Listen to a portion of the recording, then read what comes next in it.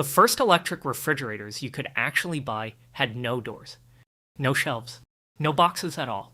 They were motors. You carried one home, bolted it onto the icebox you already owned, and plugged it in. The machine was the accessory. The box was the refrigerator. This is the story of how the cold got into your kitchen, and how the machine swallowed its rival whole, job, place, and name.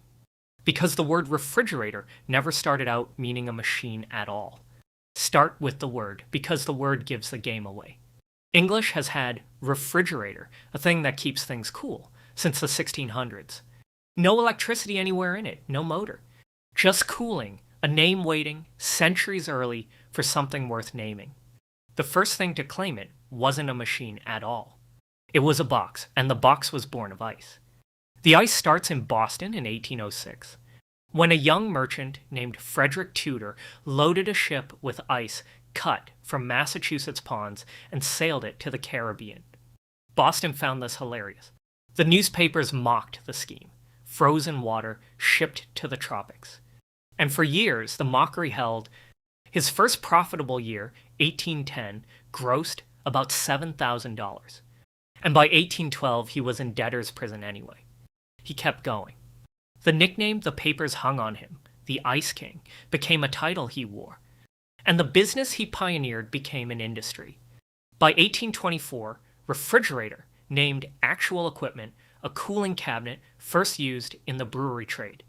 No electricity, no motor, a box.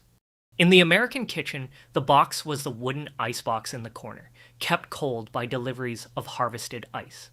At its peak in the 1880s, the ice trade in New York alone was reckoned at 90,000 people and 25,000 horses.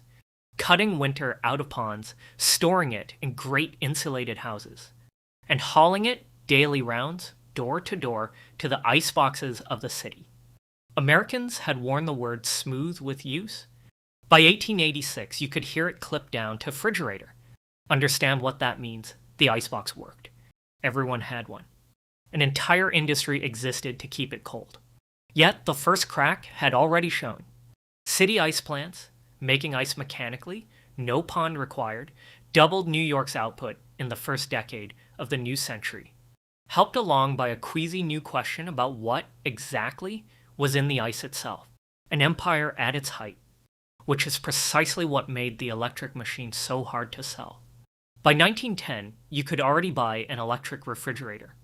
General Electric sold one for $1,000 beyond the reach of most Americans. The idea that stuck came out of Chicago.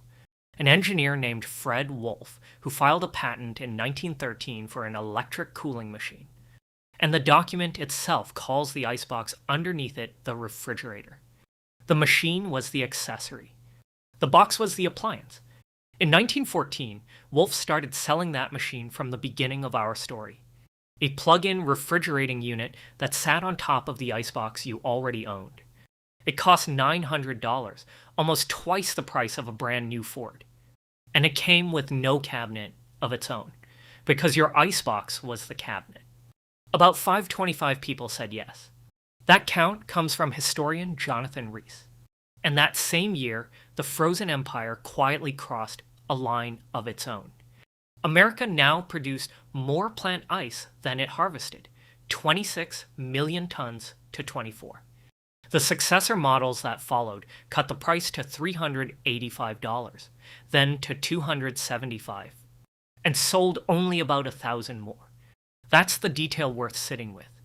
The price fell by 2/3, and America still shrugged, because the machine was asking people to fix a system that wasn't broken.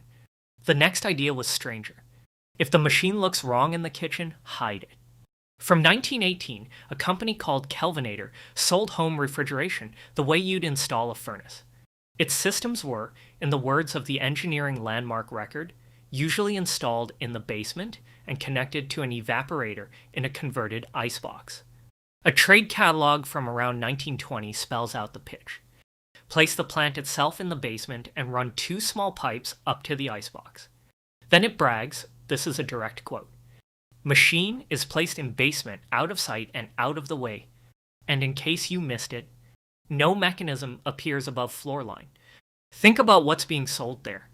Not cold, the icebox already made cold. What the catalog is selling is invisibility. The future of the kitchen spent its early years hiding underneath it.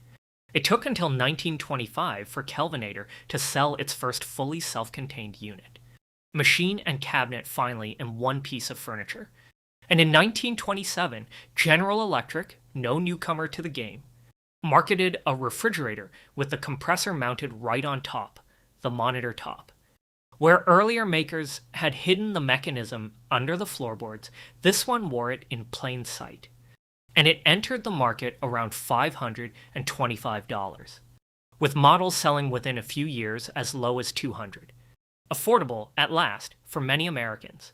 In 10 years, the machine had gone from apologizing for its existence to being the entire point. Here's how fast the world then turned over. In 1930, about 8% of American households owned a mechanical refrigerator. 8.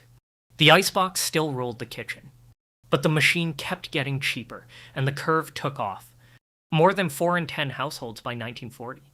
And every point on that curve was an icebox somewhere going quiet. The Iceman held on longer than you'd think.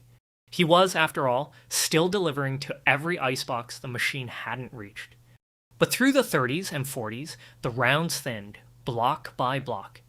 And eventually the deliveries stopped coming. By 1950, nearly 9 in 10 American households owned the machine.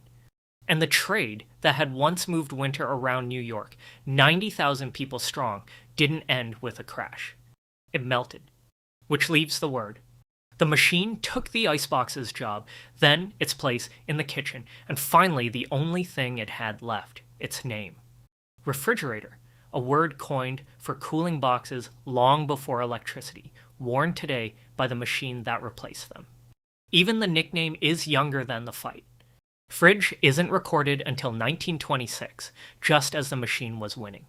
So open the door tonight, feel the cold roll out, and remember what's buried inside that word. A wooden box, a pond in Massachusetts, and a man at his wagon with a block of winter dripping at his side.